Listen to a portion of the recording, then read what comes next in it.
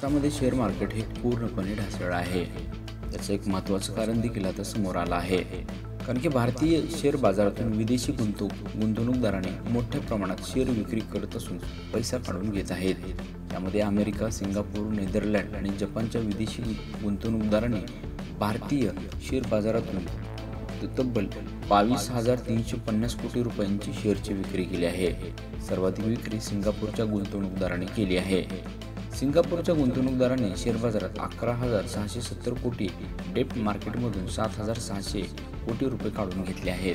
तसेच अमेरिकेच्या गुंतवणूकदारांनी मात्र शेअर बाजारातून 9,333 कोटी रुपये काढून घेतले आहेत, तर डेट मार्केटमधून 1,230 कोटी रुपये काढून घेतले आहेत।